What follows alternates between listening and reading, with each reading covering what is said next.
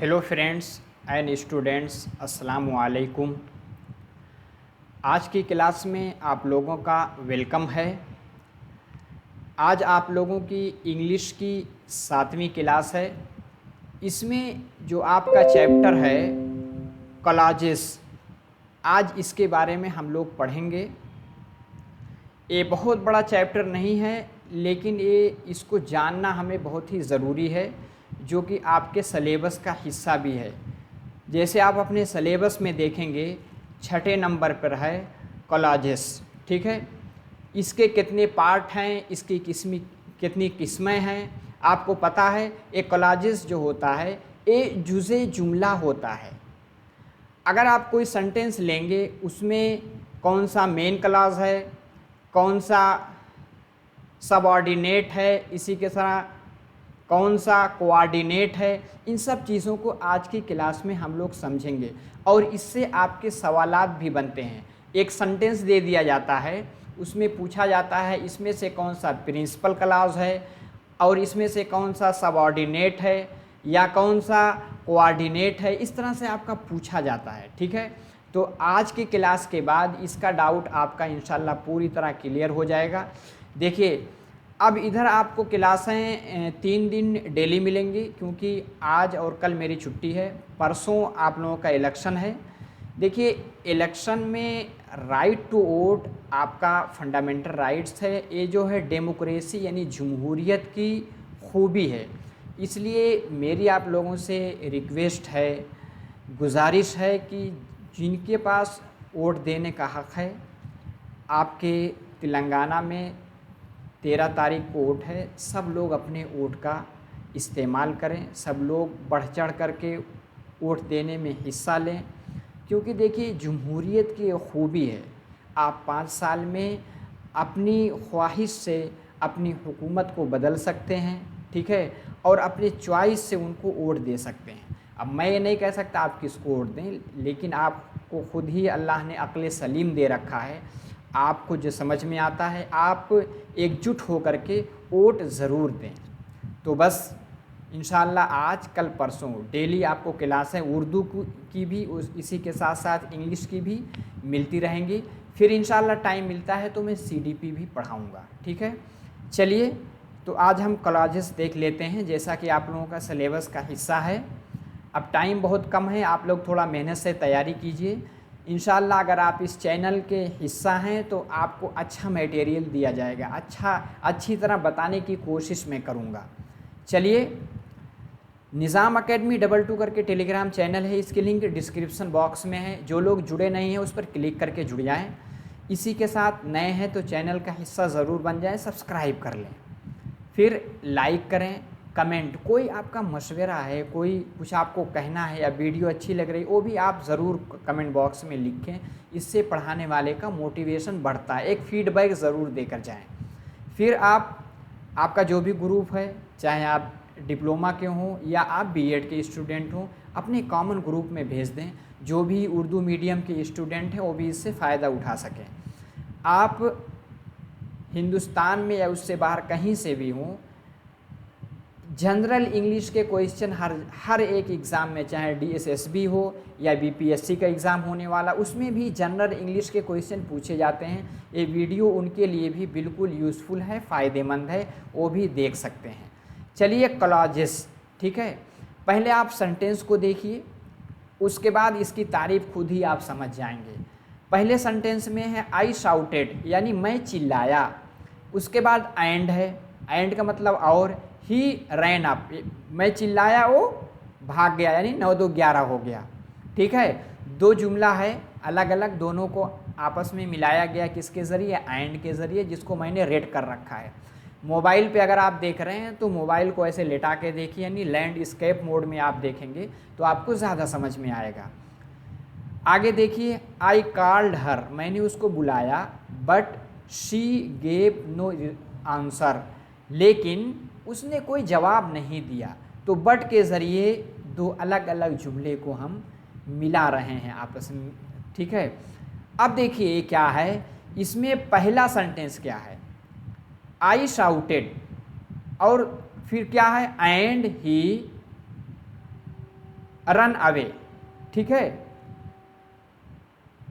And he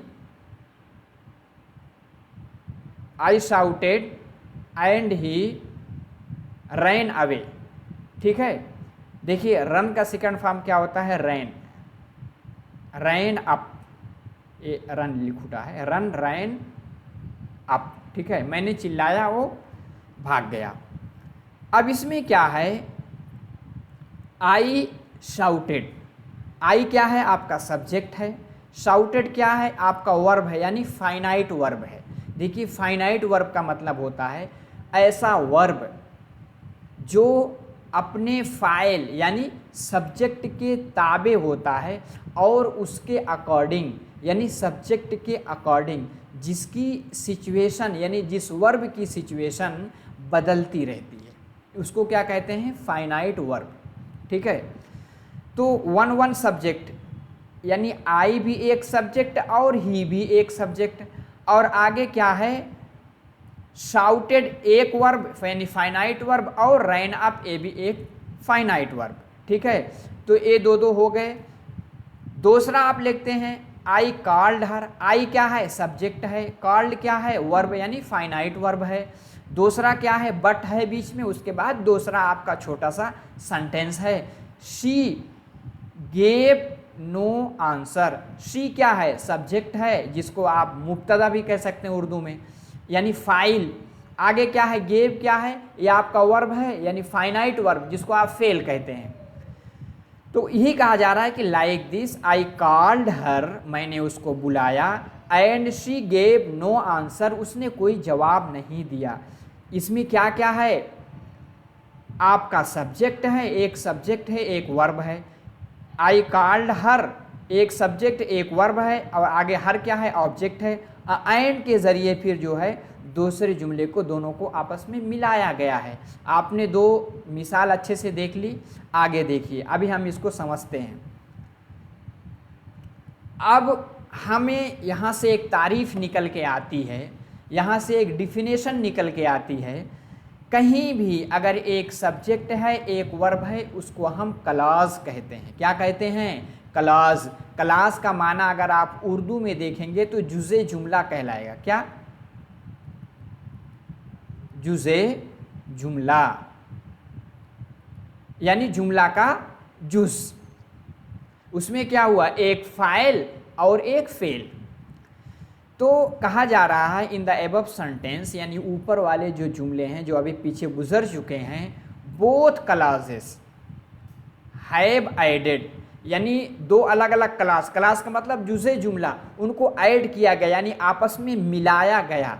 किससे मिलाया गया, एंड के ज़रिए और बट के ज़रिए। जैसे आप पीछे देखिए, यहाँ I shouted he rain up, तो दोनों क्लास को आपस में मिलाया किससे गया है, एंड के ज़रिए। दूसरे में किससे मिलाया गया है, बट के ज़रिए, ठीक है। I called her but she gave no answer, मैंने उसको बुलाया लेकिन उसने कोई जवाब नहीं दिया। तो लेकिन यहाँ एंड यानी और, इसके ज़रिए दो क्लास को आपस में मिलाया गया है, ठीक है।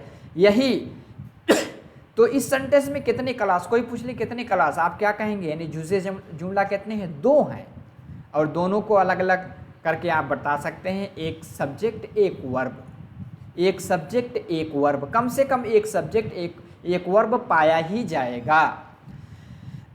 आगे वही चीज़ कहा गया है। अब इससे मेरी एक डिफिनेशन, हमारी एक डिफिनेशन निकल के यानी एक तारीफ निकल के आती, क्या है, a clause is a group of words. Clause क्या है, जुमला क्या है, यानी वर्ड्स यानी अल्फाज का एक ग्रुप होता है, that are part of a sentence, जो कि सेंटेंस यानी जुमला के एक जुज है। मैंने बताया ना क्लॉज मतलब ही क्या होता है, जुज़े जुमला। एंड कंटेन अ सब्जेक्ट, यानी उसके अंदर क्या होता है, एक सब्जेक्ट पाया जाएगा यानी फाइल, और एंड अ फाइनाइट वर्ब, एक फाइनाइट वर्ब भी पाया जाएगा। समझ में आ गया क्लास का माना?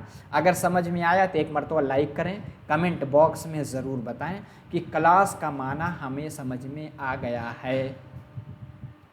अब हम आगे चलते हैं। क्लास का मतलब हमने देख लिया, उसकी मिसालें देख ली, उसकी तारीफ़ें देख ली। अब हम क्लास की कितनी किस्में हैं, बुनियादी तौर पे क्लास की 3 किस्में हैं। कितनी किस्में हैं? 3 किस्में हैं।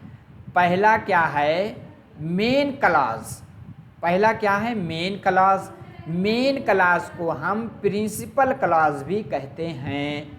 मेन क्लास को हम प्रिंसिपल क्लास भी हम कहते हैं, याद रखिएगा। मेन क्लास या प्रिंसिपल क्लास दोनों एक चीज़ है। आगे दूसरे नंबर पे आता है सब ऑर्डिनेट क्लास। सब ऑर्डिनेट क्लास या इसी को हम कहते हैं डिपेंडेंट क्लास। डिपेंडेंट का मतलब होता है जो किसी पर मुनहसिर हो, जो किसी पर निर्भर हो, उसको हम क्या कहते हैं? सब ऑर्डिनेट क्लास। आगे क्या है? Coordinate class. Coordinate class, coordinate का मतलब क्या होता है? कोऑर्डिनेट का मतलब दोनों, यानी दो जुमले होते हैं, जुमले के 2 पार्ट छोटे छोटे होते हैं, क्या होते हैं? हम पल्ला, हम वज़न। कोऑर्डिनेट, दोनों एक दूसरे के अंदर रब्त पैदा करते हैं, उसको कोऑर्डिनेट। ऐसे नहीं कहते कोऑर्डिनेशन, मतलब एक दूसरे के अंदर यानी मिलना जुलना एक दूसरे से, ठीक है।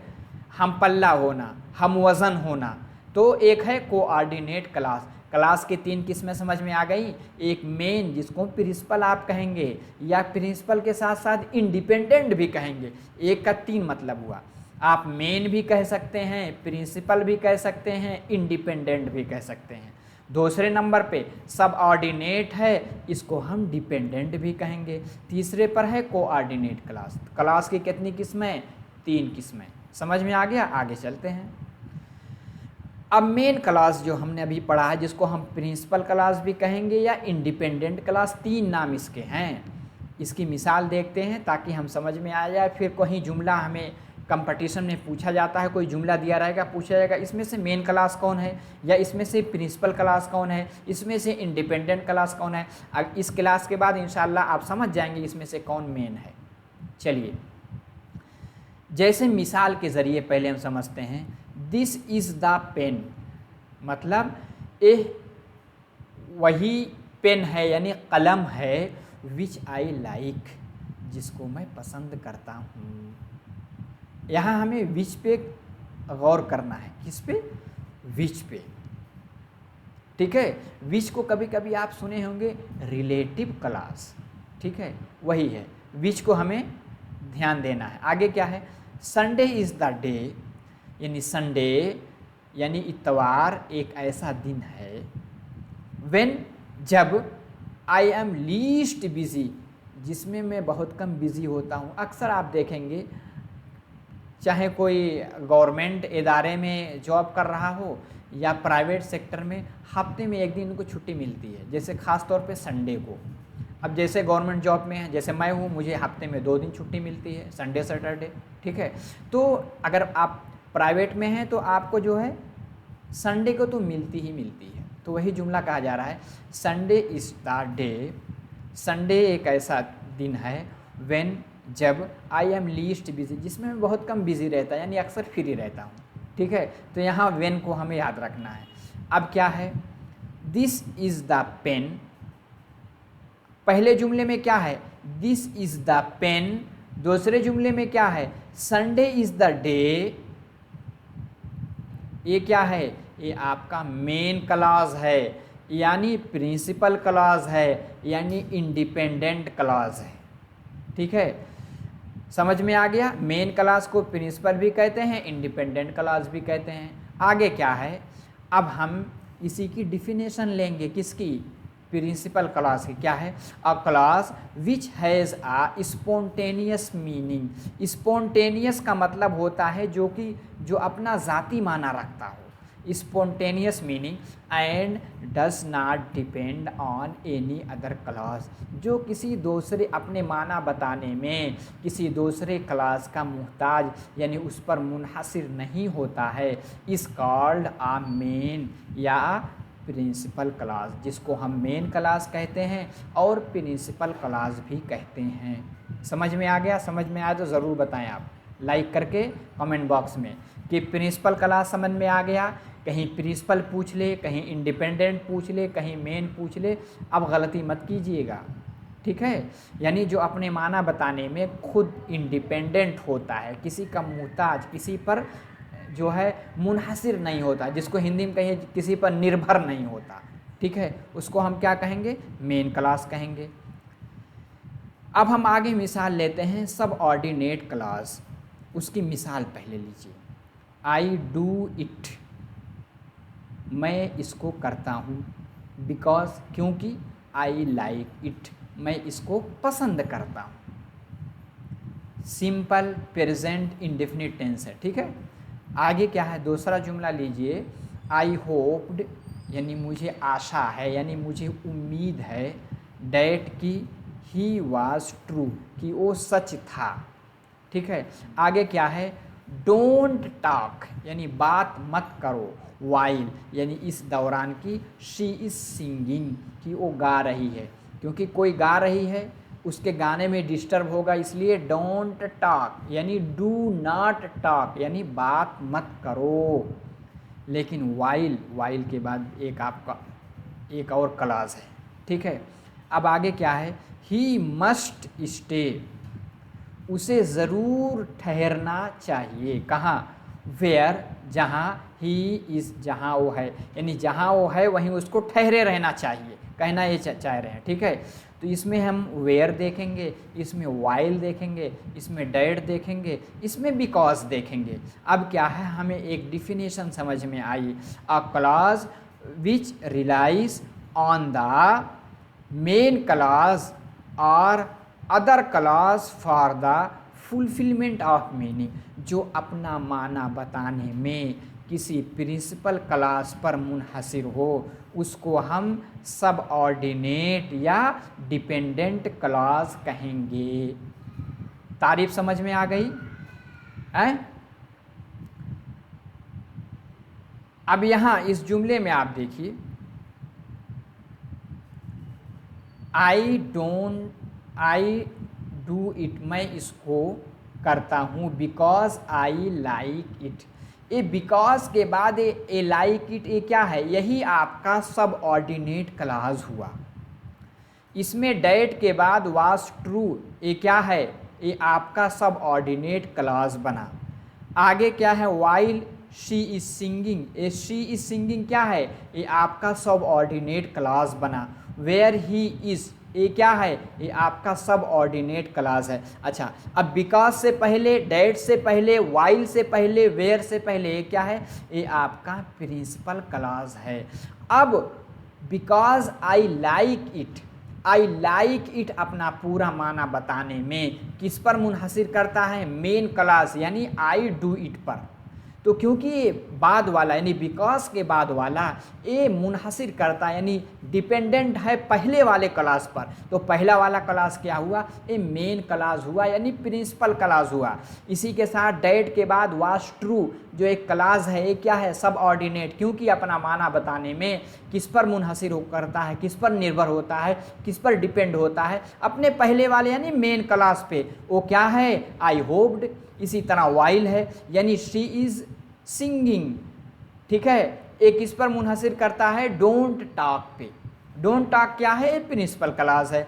ही मस्ट स्टे, ये क्या है, प्रिंसिपल क्लॉज है, मेन क्लॉज है, इंडिपेंडेंट क्लॉज है। वेयर ही इज़ फाइन, यानी ही इज़, जहाँ वो ठहरा हुआ है, ठीक है। ही मस्ट स्टे, यानी जो ये तो अपना माना खुद ही दे रहा, ही मस्ट स्टे, उसे ज़रूर रुकना चाहिए, बात तो पूरी हो जा रही है। डोंट टॉक यानी बात मत करो, यहाँ भी बात पूरी हो जा रही है। आई होप्ड, मुझे उम्मीद है, आपने पहले देखा भी है कि मेन क्लास में कम से कम एक सब्जेक्ट और एक फाइनाइट वर्ब, यहाँ एक सब्जेक्ट एक फाइनाइट वर्ब पाया जा रहा है ना। आई डू इट, यहाँ भी एक सब्जेक्ट एक फाइनाइट वर्ब, और इट क्या है, आपका ऑब्जेक्ट बनेगा। कम से कम एक वर्ब एक फाइनाइट वर्ब अगर पाया जा रहा है, वो इंडिपेंडेंट आपका क्लास हुआ। और कोई क्लास जो अपने माना बताने में किसी का मुहताज हो, किसी पर डिपेंडेंट हो, तो उसको हम क्या कहेंगे, सब ऑर्डिनेट क्लास कहेंगे। अभी अगर कन्फ्यूजिंग है तो इतनी सारी मिसालें मैंने आपके सामने रख दी है, इसको आप याद रखिए, इसकी एक स्क्रीनशॉट ले लीजिए कि किसी जुमले में अगर इतने सारे में से कुछ भी आए और उसके बाद वाला जो जुमला है उसके बाद वाला जो क्लास है वो हमेशा क्या बनेगा, हमेशा वो क्लास आपका सब ऑर्डिनेट बनेगा। क्या है, जैसे मैंने लिखा है कि clauses beginning with the following conjunction are subordinate, यानी नीचे ये सब कंजंक्शन है, ठीक है। कंजंक्शन जिसको आप कहते हैं हरफ अत्फ के नाम से आपने पढ़ रखा है, ठीक है। तो ये जो कंजंक्शन है इसके बाद जो क्लॉज आएगा वो आपका क्या बनेगा, वो आपका सब ऑर्डिनेट यानी डिपेंडेंट क्लॉज बनेगा। कौन कौन से हैं, जैसे एज है, बिकॉज है, सिंस है, बिफोर है, टिल है, आफ्टर है, वाइल है, व्हेन है, इफ है, अनलेस है, थ्रू है, दो है, दो, आल्दो है, लिस्ट है, ठीक है। आगे है इन ऑर्डर डेट है, एज सून एज है, प्रोवाइडेड है, प्रोवाइडेड डेट जिसका मतलब होता है बशर्ते की, ठीक है। आगे है एज इफ डेट, वेदर जिसको आप कहते हैं आया, विच है, वेयर है, वाई है, हाउ है, एज मच एज जो कि एक क्वांटिटी बताता है, ठीक है। आगे है अकॉर्डिंग एज, देन, ईटीसी और भी कुछ है। इतने सारे के बाद अगर कोई क्लास आता है उसको सबऑर्डिनेट क्लास कहेंगे। इससे पहले जो आएगा वो आपका मेन क्लास। एक मरतबा कमेंट बॉक्स में बताइए सबऑर्डिनेट क्लास समझ में आया कि नहीं, ठीक है। समझ में आया तो मैं अब आगे चलूँ। तीसरे नंबर पर हम कोऑर्डिनेट का मतलब होता है हम वज़न हम पल्ला। इसको आप थोड़ा सा लफ्ज़ी माना जहन में रखेंगे तो ज़्यादा समझ में आएगा। हम मिसाल लेते हैं, गवर्न योर पैशन, यानी आप, पैशन का मतलब जज्बा, हौसला, यानी अपने पैशन पे खुद कंट्रोल यानी खुद हुकूमत करो, और यानी वरना, या दे विल गवर्न यू, नहीं तो वे ही यानी वो लोग ही आप पर हुकूमत करने लगेंगे, ठीक है। यहाँ आपको दो क्लास मिलेगा, गवर्न योर पैशन एक क्लास, और बीच में आ गया दे विल गवर्न यू, ये क्या है, दूसरा क्लास। ये दोनों क्लास हम वज़न है यानी हम पल्ला हैं, ठीक है। तो वही है दो क्लास जॉइंट बाई किसके ज़रिए, और के ज़रिए। दूसरी मिसाल लीजिए, आई केम यानी मैं आया, आई सा मैंने देखा। अब देखिए आई केम के बाद क्या है, कॉमा लगा हुआ ना, लगा है कि नहीं, तो यही है, यानी जिसको आप कहते हैं सेमी कॉलन। हाँ, क्या लगा हुआ, कॉमा, इसको क्या कहते हैं, कॉमा ही कहते हैं ना, और कहीं अगर ऐसा रहे तो उसको क्या कहेंगे, सेमी कॉलन कहते हैं। वो उसकी मिसाल आगे हम देखेंगे। आई केम मैं आया, आई सा मैं देखा, यानी वर्ब की सेकंड फॉर्म। आई कनकॉयड, कनकॉयड मतलब होता है किसी चीज़ पर गालिब आना, किसी चीज़ पर फतेह हासिल करना, गालिब आना, किसी चीज़ को जीत लेना। आई कनकॉयड यानी मैं गालिब आ गया। अब देखिए छोटे छोटे तीन, आई केम, आई सा, आई कनकॉयड, तीन है, तीनों के बीच में एक कॉमाज लगा है, ठीक है।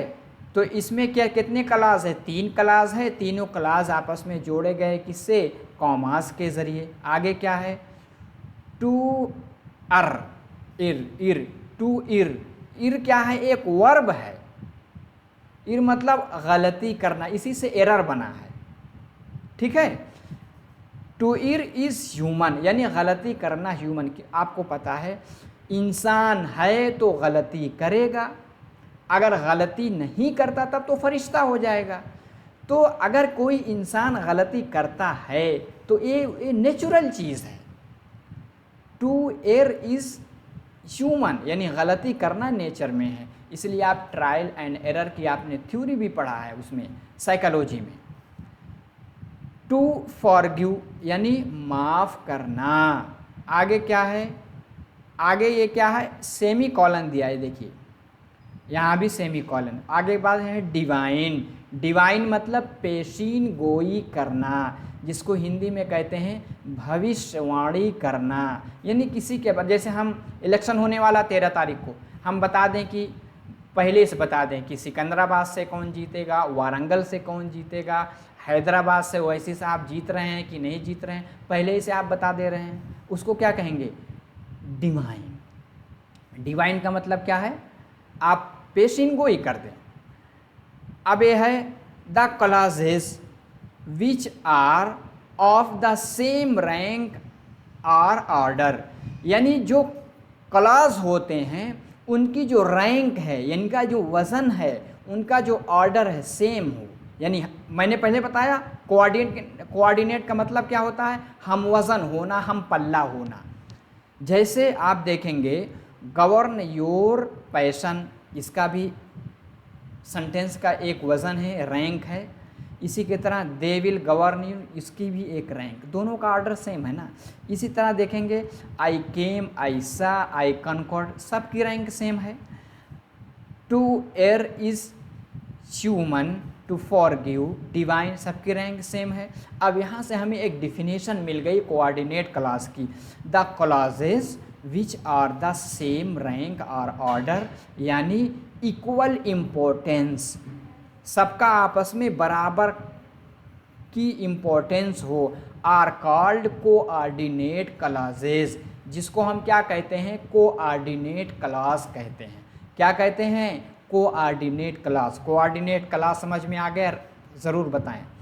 पढ़ाने का तरीका, समझाने का अंदाज़ अगर सही है तो फीडबैक ज़रूर दीजिए। अगर कुछ आपको बताना है कि सही से पढ़ाएं, अच्छे से पढ़ाएं, कहीं कुछ कमी लग रही है, फीडबैक देकर के आप ज़रूर बताएं, उसमें इंशाल्लाह सुधार किया जाएगा। अब दे आर जनरली यानी आम तौर पर कनेक्टेड बाई कोऑर्डिनेट कंजंक्शन, यानी ये जो सेम रैंक के जो क्लॉज होते हैं, इनको जब मिलाया, कनेक्ट किया जाता है एक दूसरे से, जब मिलते हैं किससे, कोऑर्डिनेट कंजंक्शन के ज़रिए। यानी कहीं एंड होगा, कहीं आर होगा, कहीं बट होगा, इट्सेट्रा करके। जैसे आपने देखा इससे पहले मिसाल में, यहाँ आर से दोनों मिले हैं ना। दूसरा क्या कहा जा रहा है, समटाइम्स, कभी कभी कॉमास, यानी ए, कभी कभी कॉमा लगाते हैं, कभी कभी सेमी कॉलन। सेमी कॉलन आपने इस तरह, जैसे इस मिसाल देखिए, यहाँ सेमी कॉलन लगा है ना, दोनों जगह पे। एक आप देखेंगे यहाँ सेमी कॉलन है, यहाँ सेमी कॉलन है। समझ में आ गया। कभी हम कोऑर्डिनेट कंजंक्शन के ज़रिए, कभी हम कॉमाज या सेमी कॉलन के ज़रिए आपस में क्लॉजेस को कनेक्ट करते हैं, एक दूसरे को जोड़ते हैं। इसको हम क्या कहते हैं, कोऑर्डिनेट क्लॉज कहते हैं। ठीक है। अब आप कुछ देख लीजिए कि कोऑर्डिनेट क्लॉज की पहचान क्या है। कोऑर्डिनेट क्लॉज दो क्लॉज को आपस में जोड़ते हैं, दोनों सेम रैंक के होते हैं, सेम ऑर्डर के होते हैं, लेकिन जोड़ने के लिए जो कोऑर्डिनेट कंजंक्शन, यहाँ तो मैंने दो बताया, कुछ और मैं बता दे रहा हूँ। इसको आप इसकी आप स्क्रीनशॉट ले लीजिए। अगर इसको पाया जाए जुमले में, फ़ौरन कहिएगा कोऑर्डिनेट क्लॉज है। पूछा जाएगा ये कौन सा क्लॉज है, मेन है कि सबऑर्डिनेट क्लॉज इसमें पहचानिए, कोऑर्डिनेट क्लॉज पहचानिए। कभी एंड आएगा, कभी बट आएगा, कभी और आएगा, कभी स्टिल आएगा, कभी येट आएगा, कभी एज वेल एज आएगा, कभी बोथ आएगा। ठीक है, बोथ के साथ एंड आएगा। आइदर आर, यानी या तो ए करके आपने पढ़ा होगा, आइदर के साथ आर आता है, इसको गांठ बांध लीजिए। आइदर है तो आखिर में आर ही आएगा। और हाउ एवर, कभी नाइदर है तो आखिर में नार, ना तो ए ना तो ओ, नाइदर है तो नार आएगा। या नाइदर कभी कभी अकेले आता है, कभी कभी नार अकेले आता है, अदरवाइज आता है, एल्स आता है, फॉर आता है, सो। कभी नॉट ओनली। अगर कहीं नॉट ओनली आया पहले क्लॉज में, दूसरे क्लॉज में क्या आएगा, but also. Not only but also जहाँ पाया गया वो क्या है, कोऑर्डिनेट क्लॉज की मिसाल है। इसी तरह नेवरदलेस यानी इस पर भी, ठीक है, ताहम करके इसका मतलब निकलता है। तो उम्मीद है कि क्लॉजेस इन इंग्लिश मिसालों के साथ, तारीफ़ों के साथ आपको समझ में आ गया होगा। अब अगर आपके एग्ज़ाम में पूछा जाता है कोई जुमला दे करके कि बताओ ये कौन सा क्लास है, इंशाल्लाह आप गलती नहीं करेंगे। ठीक है, उम्मीद है कि क्लास पसंद आई होगी। जाते जाते कमेंट करके, इसी के साथ लाइक करके और अपने दोस्तों में ज़रूर मेरे कहने से शेयर कर दीजिए, अपने ग्रुप में भेज दीजिए। ग्रुप करने में आपका पैसा नहीं लगता, ठीक है, ताकि और ज़्यादा लोगों को फ़ायदा हो सके। ठीक है, यानी गिव एंड टेक, कहते हैं कर भला तो हो भला। अगर आपके पास है एक्सेस तो आप कर दीजिए। इसी के साथ नए हैं तो चैनल को सब्सक्राइब कर लें, उसका हिस्सा बन जाएं। निज़ाम एकेडमी 22 करके टेलीग्राम चैनल से जुड़ सकते हैं। आज के क्लास में इतना ही। अगली क्लास में आपका अगला टॉपिक वर्ब है, उसमें मेन वर्ब, ऑक्सिलरी वर्ब, उसके साथ इंशाअल्लाह फिर आपके खिदमत में हाज़िरी होगी। अस्सलामु अलैकुम।